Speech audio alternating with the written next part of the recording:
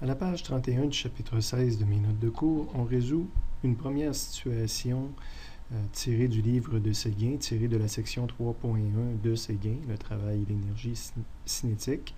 Il s'agit de la situation 1, le travail sur un bloc, dont on peut lire le libellé à la page 316 de Séguin. On interrompt la vidéo pour prendre connaissance une première fois du problème. À la deuxième lecture, on identifie les données qui étaient données. La première donnée qu'on rencontre, c'est la force de frottement qui est égale à 0 newton.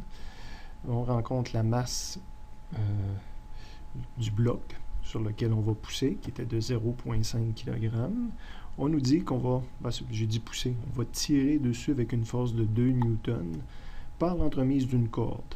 Quoique une seule force dans ce cas-ci, puis que je ne m'intéresse pas autant à la nature des forces, ça aurait été bon aussi d'écrire Ft est égal à 2 newtons, parce que Béatrice tire par l'entremise d'une corde, mais je trouve que, étant donné que j'ai une seule force, puis que ça ne change rien à la nature du problème, que c'est plus simple d'écrire tout simplement le terme générique F, que ça me fait une lettre de moins à traîner dans la résolution du problème. On la traîne sur 8 mètres, donc prochaine donnée c'est 8 mètres, sur une surface plane, donc pour moi ça avance sur une ligne, j'appelle ça un delta X. Ça aurait été possible aussi d'appeler ça un déplacement, un delta R de 8 mètres. Et finalement, on me demande quel est le travail effectué par la force. Donc, mon inconnu, c'est une valeur en joules, c'est du travail. Je rajoute, il y a toutes sortes de travail, donc le travail d'une force, je rajoute mon F majuscule pour mentionner que c'est le travail fait par une force. Au niveau du dessin, c'est un objet qui se déplace sur une ligne. On revient au dessin typique de cinématique, où ce que j'ai mon objet en position initiale, et c'est une masse, donc là, il y a une partie un peu dynamique, si on veut. Et ça, c'est sa position finale. Donc, le M est illustré, le F, je n'ai pas besoin. La force de 2 newtons qui tire, donc, je l'ai dessiné ici, sur une distance delta X ou delta R, comme vous préférez. Et je cherche le travail effectué, oméga F. Évidemment, si on prend la version de delta R, c'est un vecteur qui montre, qui part de la position initiale, puis s'en va jusqu'à la position finale. Si on voulait être rigoureux en passant par delta R, j'aurais dû dessiner le vecteur delta R pour montrer le déplacement. Mon inconnu, un travail fait par une force en joules, donc il faut que je me trouve une solution, une façon de calculer, de justifier mon problème associé à ce point d'interrogation. Je vais dans le résumé pour le chapitre 16, soit à la première page, soit à la deuxième. Première page, j'ai aucune formule en jaune pour l'instant. Deuxième page, j'ai le travail effectué par une force constante au milieu pour déplacer un objet. Deux versions possibles, et je vais résoudre le problème avec ces deux versions. Quoique la version que je préfère, c'est la deuxième version.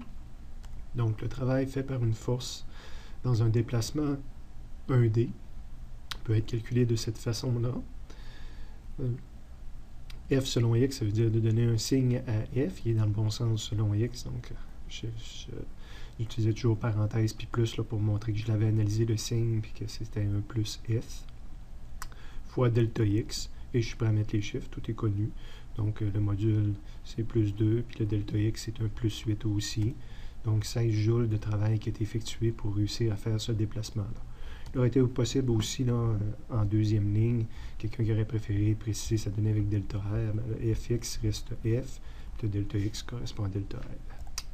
Si je choisis de le résoudre avec l'autre solution, donc je copie l'autre formule que j'ai vue, qui tient compte de l'angle entre les deux choses, et quand je l'adapte à mon problème, le module c'est 2, le delta R c'est 8, il correspond au delta X aussi. Même si j'aurais fait le problème avec delta X, mon delta R correspond quand même au 8.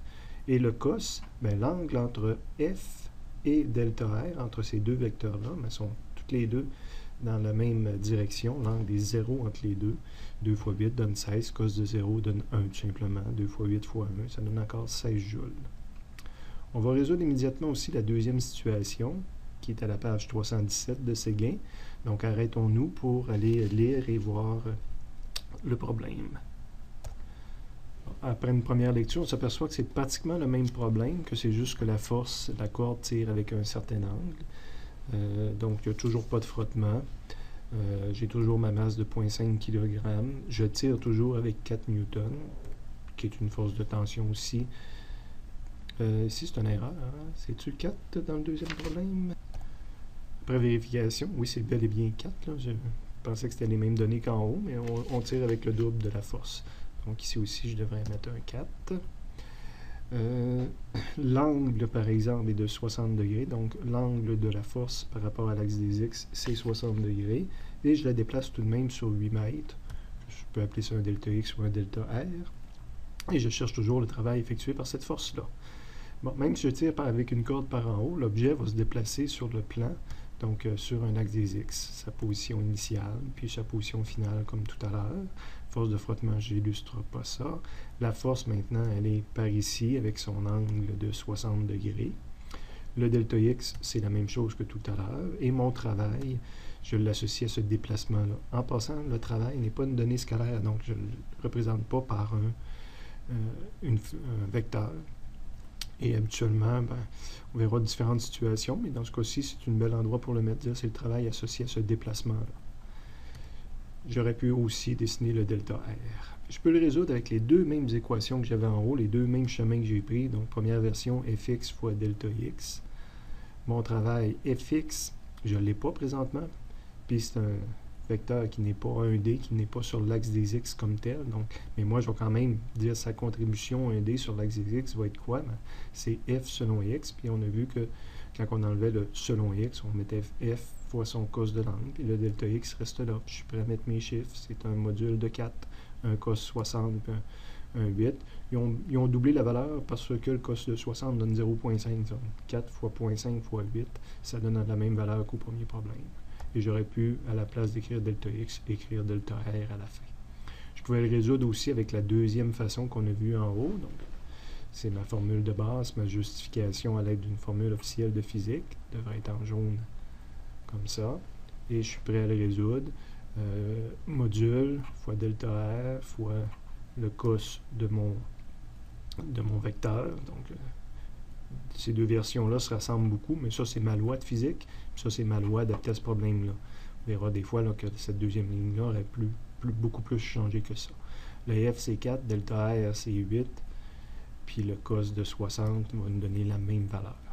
Remarque, qu'est-ce qui arrive avec le fait que je tire par en haut, avec mon FY, là, qui est égal à combien de newtons par ailleurs?